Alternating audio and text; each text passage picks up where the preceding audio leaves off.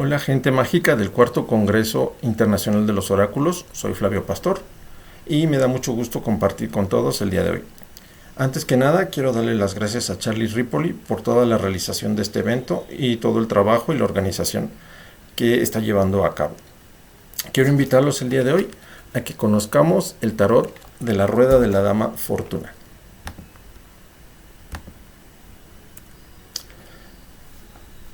Este tarot de 79 cartas es de una era preocultista y de acuerdo con el fabricante Lo Escarabeo, tiene la elegancia de los arcanos de Marsella combinada con la intuición de Teila en una obra innovadora de estilo clásico, gracias a Paul Hewson, un investigador, autor y artista extraordinario. Vamos a conocer a Teila y a Paul Hewson a continuación. Paul Hewson es un estudiante de tarot durante más de 40 años, es un autor muy prolífico. Él fue iniciado esotéricamente en la Inner Light Society de Londres. Su libro Mastering Witchcraft o Dominando la Brujería ha estado en circulación durante más de 30 años.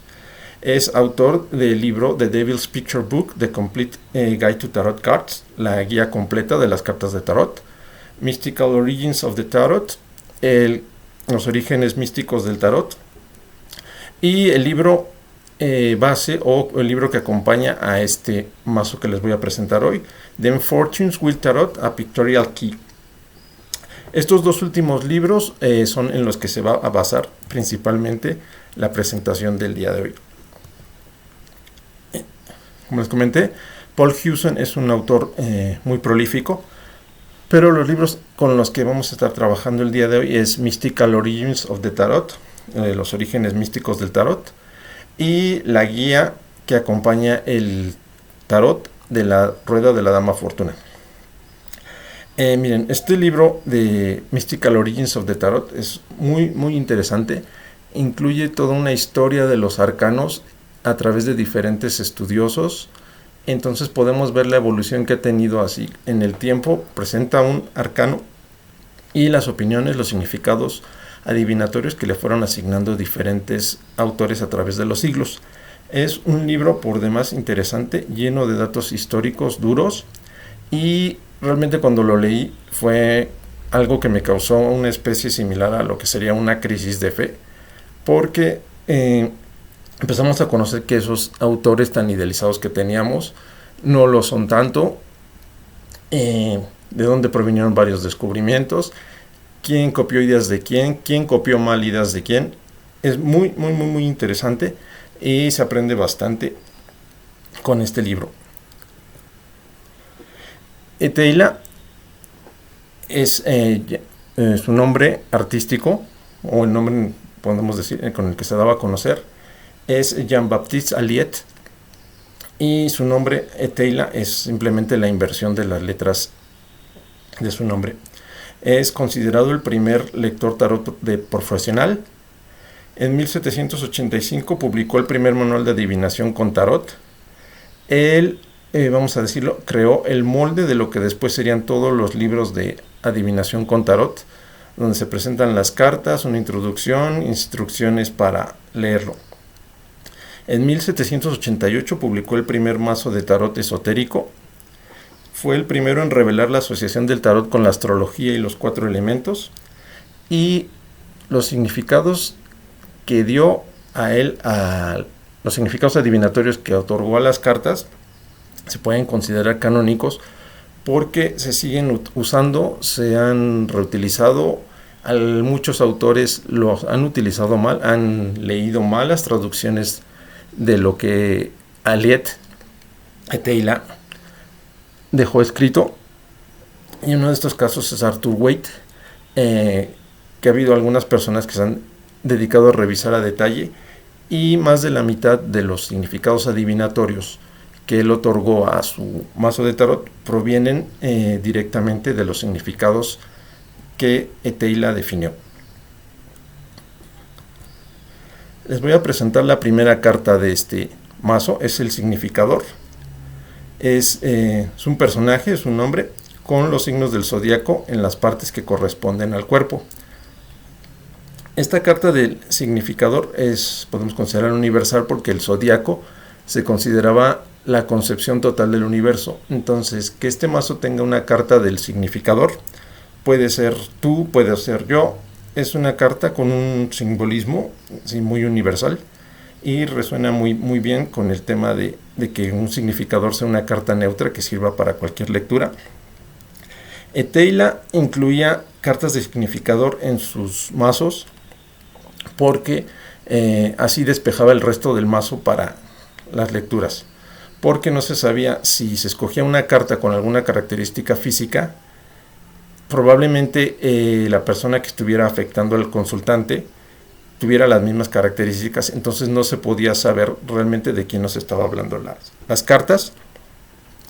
Probablemente han visto este diseño en grabados medievales, en una imagen que se conoce como el hombre salud, donde se muestra los signos zodiacales, qué parte del cuerpo rigen y qué correspondencia tienen. Eteila incluía, como les comenté, cartas de significador en sus mazos, y precisamente la carta significador se llamaba Eteila. Ahora, ya entrando un poco aquí en la astrología, quiero compartir con ustedes, quizá les parezca interesante, la carta astral de Eteila. Esta interpretación no es mía, es de Roxana Vick, y nos comenta que tiene una conjunción Saturno con Neptuno que convierte en práctico lo místico, da forma a los sueños y da autoridad reconocida públicamente. Mercurio en trino con Saturno en signos de aire, que parece una combinación adecuada para ser una autoridad de lo oculto. La Luna en oposición a Urano. Júpiter en 0 grados de Aries en cuadratura con Urano, lo que lo convierte en un pionero del alto conocimiento. Esto se los dejo porque sé que a muchos de ustedes les encanta también la astrología, entonces es un pequeño guillo aquí para ustedes.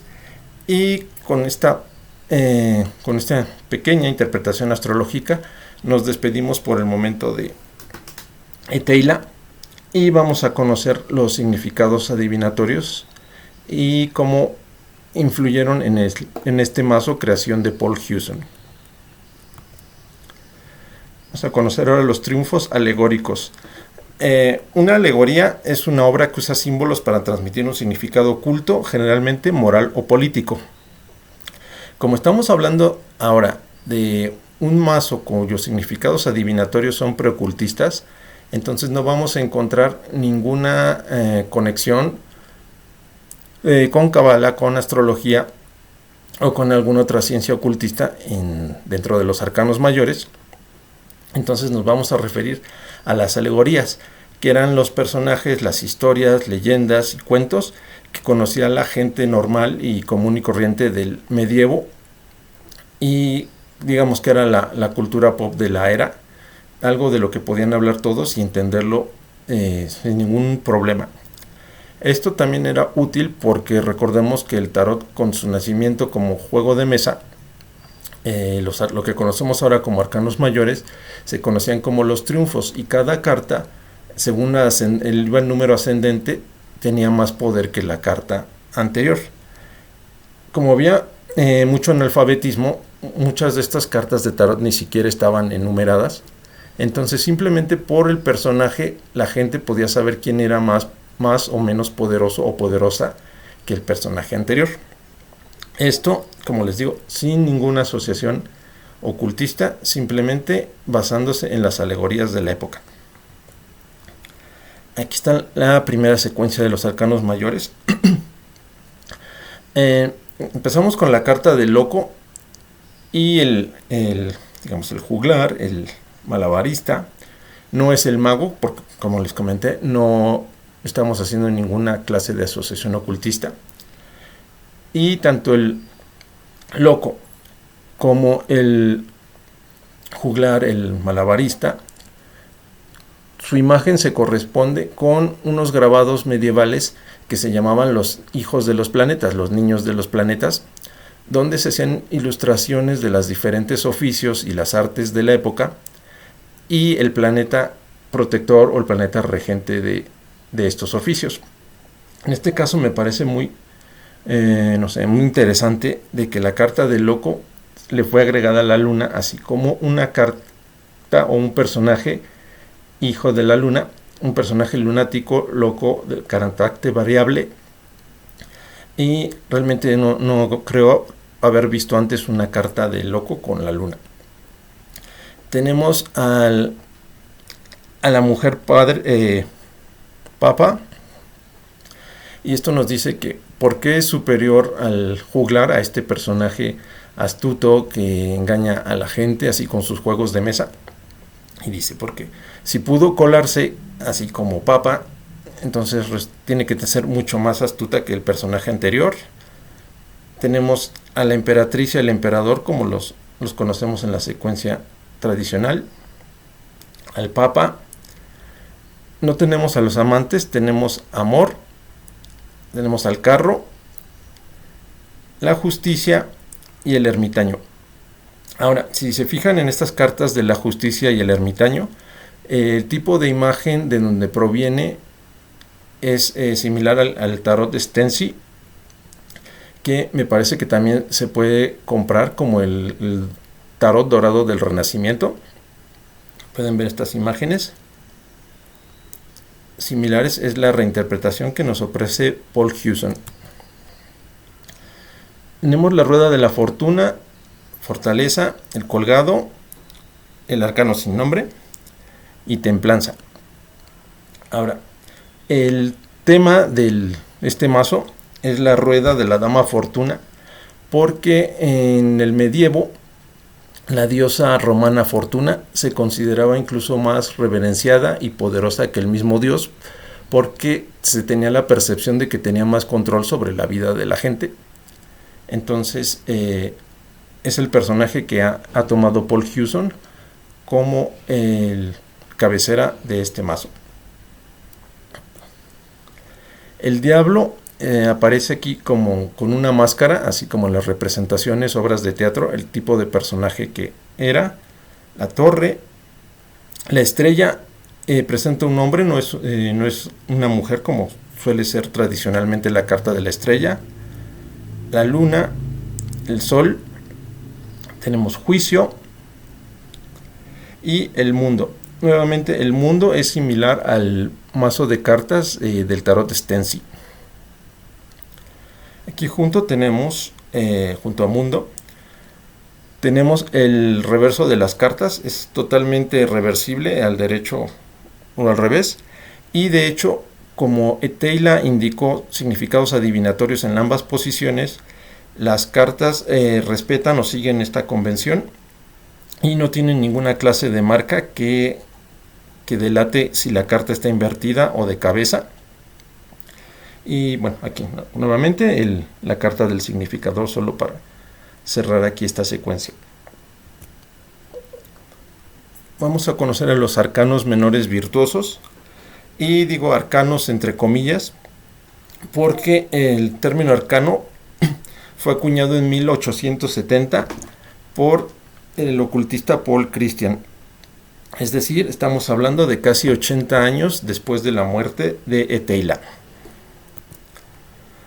Tenemos 4 virtudes cardinales: es la justicia, fortaleza, templanza y la prudencia.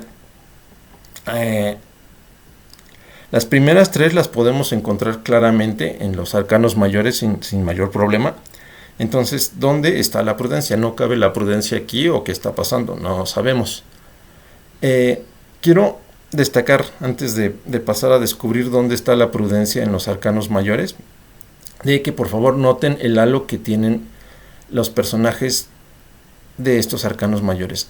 Si ven, su halo no es redondo, no es una aureola, sino es poligonal, como de brillitos. Esto es porque su halo nos está dando a notar que son personajes de carácter alegórico, no son espirituales. Entonces no son ángeles, como después en algunos otros mazos pasaron a convertirse en ángeles o seres mágicos con aureolas o alguna otra especie de símbolo sobre su cabeza que nos denote que son seres espirituales. Aquí estamos completamente fijados en las alegorías. Entonces vamos a descubrir en dónde se esconde la prudencia. La prudencia está en la carta del mundo, donde descubrimos que también el personaje que está encima de este espejo tiene un halo poligonal. Y en sus manos tienen igual otro espejo y una serpiente que dentro del simbolismo alegórico son característicos de la virtud de la prudencia. ¿Por qué encontramos a la prudencia en la carta del mundo? Cito a Paul Hewson para esto. Para la teología moral, la definición de prudencia es el conocimiento de qué es bueno, qué es malo, qué es ninguno de esos dos, con base en la memoria del pasado, inteligencia del presente y visión para el futuro. Es decir, una sabiduría trascendente que funciona bien con la promesa de inmortalidad en el cielo de esta carta. Entonces, de esa manera tenemos que los 4 palos de los arcanos menores están vinculados directamente con una de las 4 virtudes. Este sistema me gustó mucho y de hecho después de conocerlo en este mazo, sí lo estoy usando, lo estoy pasando hacia otros mazos, principalmente del tipo de Marsella. Sí, me gustó mucho, no me parece una teoría forzada y vamos a conocer más detalles acerca de por qué cada una de estas virtudes se vinculó a uno de los arcanos menores, bueno, cada uno de los palos de los arcanos menores. Vimos las espadas y se vincula con la justicia porque la espada medieval era un símbolo de la vida militar y de la autoridad. Vamos a ver que aquí la espada se toma simbólicamente como la espada de Goliat. Vamos a ver por qué. Y la espada era un símbolo de los excesos. Por eso en los arcanos menores, bueno, en las siguientes cartas, vamos a ver cómo las cartas son las espadas son enormes, son muy grandes, son muy llamativas, precisamente para mantener esta idea de que la espada es un símbolo de los excesos. Las espadas después en las cartas francesas evolucionaron en el símbolo de las picas y como conocemos tradicionalmente, las espadas pertenecen al elemento aire y son masculinas. Aquí está el as de espadas. Me llama la atención aquí en los significados adivinatorios que la palabra clave del as de espadas es fertilización. Yo solía tener la idea de que la sexualidad masculina era en los bastos, pero en este caso, en el caso de Teila, se refiere más a el palo de espadas. La palabra clave del 2 de espadas es la amistad, y aquí me llama la atención de que la amistad no apareció en una carta de copas, sino en una de espadas, sino 2 enemigos que se encuentran y pueden pasar eso de la enemistad a ser precisamente amigos. El 3 de espadas es separación. Aquí no encontramos ese tradicional corazón atravesado, solamente a un personaje así triste y que nos transmite la misma idea. 4 de espadas, la palabra clave de Teila es soledad, y nuevamente encontramos a los personajes que ya hemos conocido en otros mazos, así en aislamiento, que puede ser un descanso, una hospitalización, inclusive algún tipo de aislamiento involuntario como encarcelamiento. El 5 de espadas es pérdidas. Esto se mantiene constante, así como lo que se refiere a las espadas como un palo que es difícil, que tiene dificultades. Aquí en este mazo de la Dama Fortuna se mantiene ese concepto. El 6 de espadas, palabra clave es ruta, y es quizá una de las pocas cartas más alegres de este mazo, porque el personajes están haciendo una especie de paseo. Ahora, respecto a los colores, vamos a ver que las cartas de espadas generalmente tienen un fondo, un patrón en colores naranjas o negros, y quizá les ha llamado ya la atención algunos de los colores que han visto es porque los colores de estas cartas, incluso el dibujo de los personajes, está tratando de simular vitrales de catedrales. El 7 de espadas es esperanza.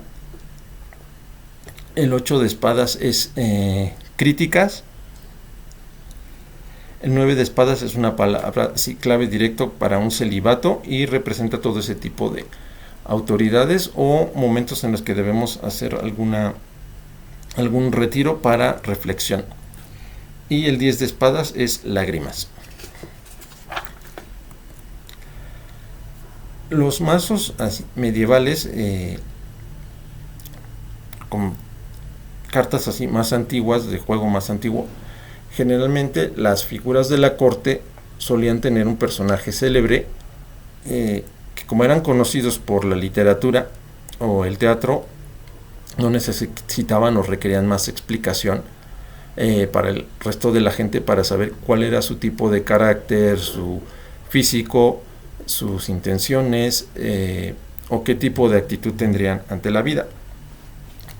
El paje de espadas es Ogier y también mantiene como la palabra clave del espía, que se ha mantenido hasta nuestros días, de que el paje es un espía o alguien que está vigilando. El caballero de espadas no tiene un personaje asociado, es directamente un guerrero. La reina de espadas es Palas y también mantiene la palabra clave que conocemos como una viuda o una mujer abandonada. El rey de espadas es el rey David, de ahí también la relación con la espada de Goliat, y también puede representar a un juez. Por favor, quiero que noten cómo aquí en los personajes de la corte se puede ver el estampado de las picas en su ropa y en algunos de sus accesorios. Esto no apareció en los personajes anteriores de las cartas numeradas, pero sí lo podemos ver en los personajes de la corte. Los bastos van de la mano de la virtud de la fortaleza, porque un basto, un centro o una columna se consideran símbolos del poder político. Si vemos la fortaleza, vemos que está tratando de sostener un pilar que está roto. Entonces, de alguna manera, los pilares, los bastos, los cetros, todas estas figuras así alargadas tienen este concepto como que están relacionados con la figura del basto.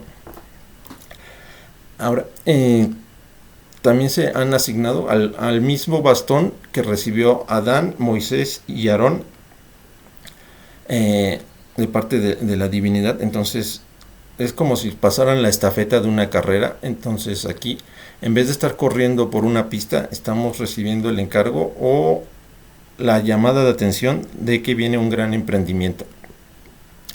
En la baraja francesa, el palo de bastos se cambió en los diamantes, y también tiene la asociación del elemento fuego y es masculino.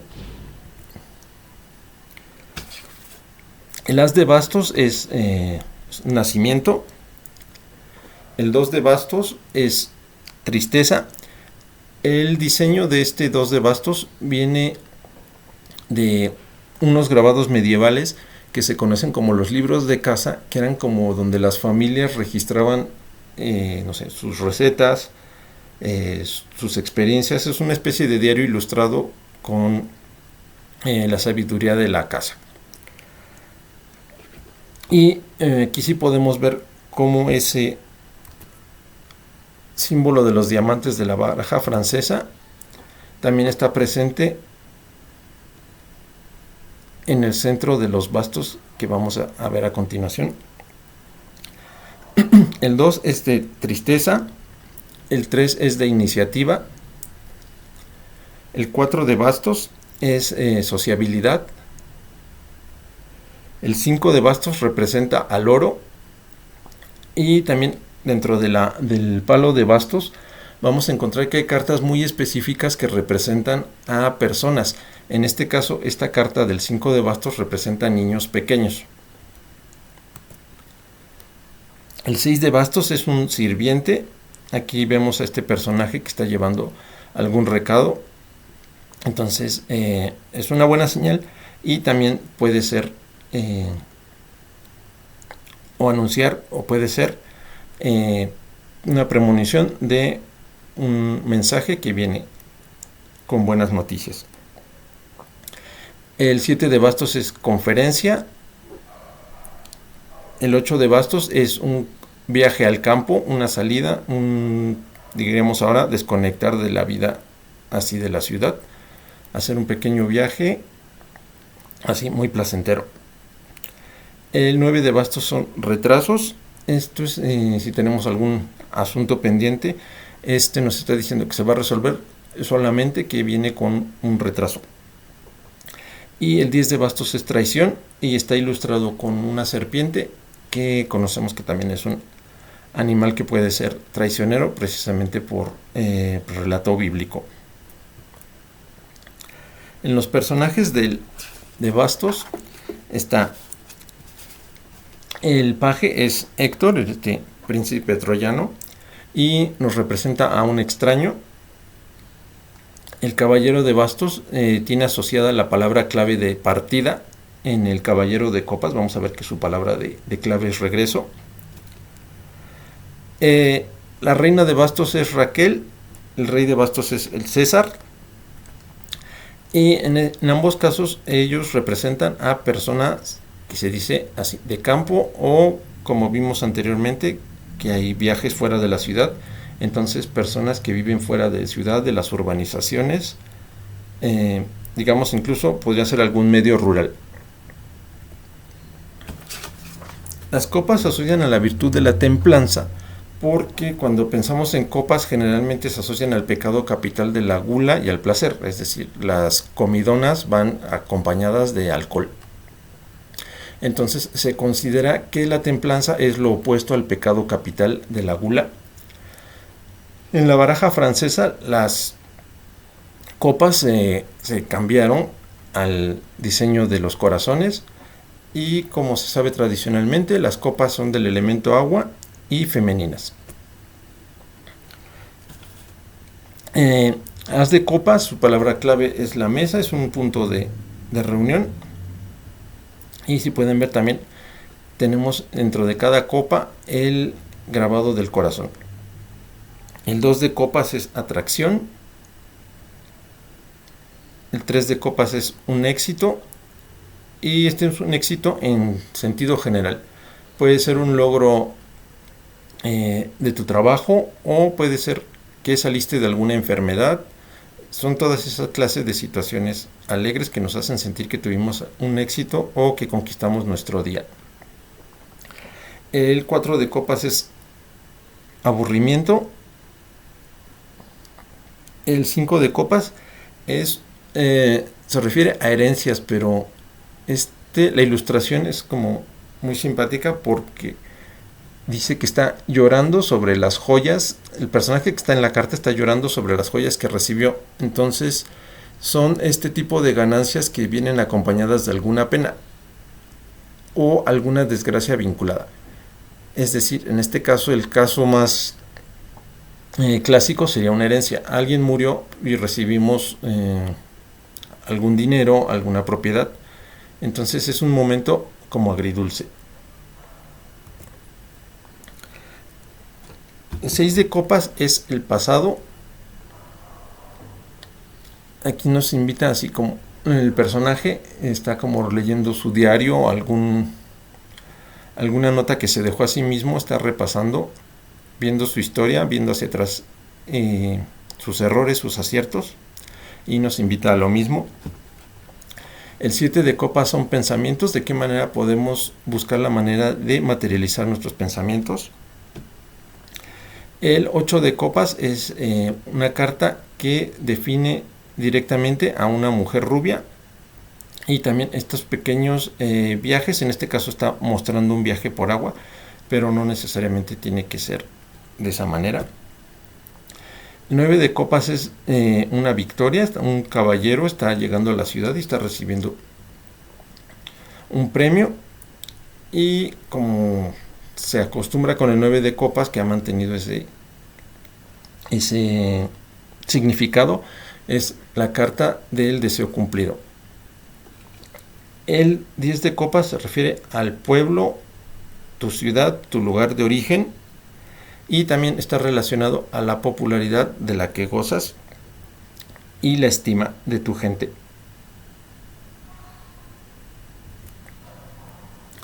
Los personajes del palo de copas es Paris, y también puede representar a un hombre rubio. El caballero de copas es su palabra clave es llegada. La reina de copas es Judith de la Biblia, y el rey de copas es Carlomagno. En ambos casos también pueden representar a personas rubias. Los oros están vinculados a la virtud de la prudencia, porque cuando hay alguna especie de intercambio siempre hay que detenerse a meditar los asuntos, lo que se va a hacer, retomar el pasado y aplicar la sabiduría. El símbolo viene del denario o el denier de los naipes prototípicos. En este caso me refiero, por ejemplo, como a las cartas Mamluk, que son un vestigio así y evidencia de juegos de mesa de Medio Oriente que llegaron a Europa. En la baraja francesa, las monedas se convirtieron en los tréboles y corresponde al elemento tierra y femenino.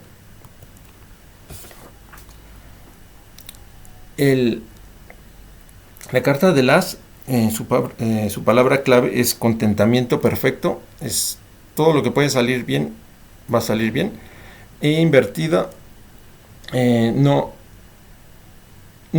cambia tanto, va a salir bien, quizá en menor cantidad, o quizá sea más temporal y no permanente.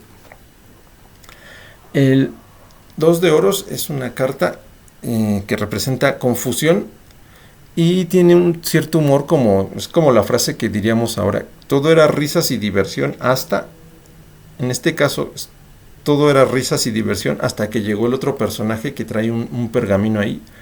Entonces esta carta nos avisa de no perder de vista los otros asuntos importantes que tenemos, o estar atentos de cualquier noticia que podamos recibir, no quedarnos confiados de que quizá ya está todo bien. Siempre hay que estar atento de que otro factor sorpresa puede presentarse. El 3 de oros es fama. El 4 de oros son buenas obras. Aquí tenemos un peregrino que está recibiendo algunas riquezas de un personaje con 2 cuernos de la abundancia. Esto también nos habla de buenas asociaciones, o invertida nos puede hablar de asociaciones que nos van a salir más caras, así como que va a ser peor, vamos a gastar más que si no hubiéramos conocido a estas personas o asociaciones o lugares, que si nunca los hubiéramos conocido. El 5 de oros es un amante, pero en este sentido, por la virtud con la que están vinculados de la prudencia, nos está diciendo que una vida romántica desordenada va a traer ruina económica. Es la lección que trae esta carta. Y curiosamente no trae esta lección en una carta de copas, sino aquí en una carta de oros. El 6 de oros es la carta que representa el presente, este momento, ahora mismo, ya.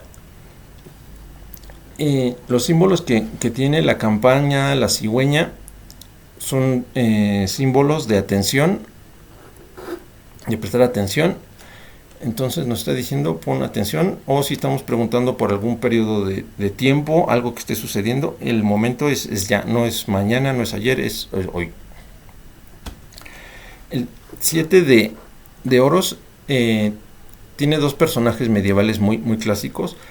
Es esta chica con un corderito que representa inocencia, y el personaje de junto es un prestamista. Ya se imaginarán cómo puede salir mal eso. Así, un prestamista y una chica ingenua, por supuesto puede ser un consultante o una consultante. Y la palabra clave de esta carta es dinero. En el 8 de oros tenemos a una chica que está pagando por una manufactura de una corona.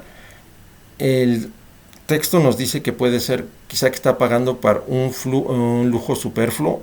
Quizá esa corona la quiere usar para un baile o realmente no es algo que está necesitando, pero tiene el dinero disponible para pagarlo. Y esta carta también es de las que tienen una asociación que nos dice que esta carta representa a las mujeres trigueñas. El 9 de oros presenta a una dama que está supervisando una construcción y la palabra clave es efectividad. Entonces la carta esto que nos está recomendando, así como dice el dicho, que al ojo del amo engorda el caballo. Y el 10 de oros es la casa. En el 10 de copas era todo el pueblo, toda la ciudad, todo el entorno, la red social de la persona, pero en el 10 de oros nada más es la casa, el hogar de nuestros consultantes o de nosotros mismos si estamos leyendo para nosotros. Los personajes de la corte de oros está Lancelot como el paje y también representa un hombre trigueño. El caballero de oros se refiere a la utilidad de alguien o algo. La reina se llama Argin, pero puede ser quizá un juego de palabras que sea Regina, así reina en general. Y el rey es Alejandro Magno y él fue escogido como rey de oros porque se dice que era muy generoso con sus ejércitos, con las botines que recaudaba durante sus campañas militares. Con este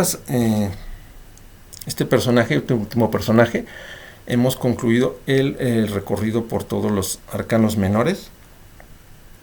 En un momento vamos al cierre y quizás si tienen algunas preguntas me va a dar mucho gusto contestar.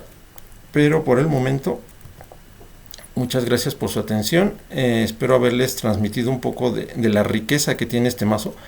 Realmente es tanto sus creadores como el mazo en sí mismo dan para muchísimo estudio y realmente me hacen pensar así como que el tarot es más que otra cosa, es un gran índice de temas. Entonces uno empieza con el tarot y empieza a estudiar historia del arte, simbología, y nunca se acaba. Aparece otro mazo realizado por un estudioso del calibre de Paul Hewson con las enseñanzas así de Teila, y realmente lo que hemos visto en este momento, si no tienen idea, es apenas la punta del iceberg de todo lo que tiene este mazo para ofrecer. Y espero haber despertado un poco su curiosidad para que lo puedan conocer próximamente.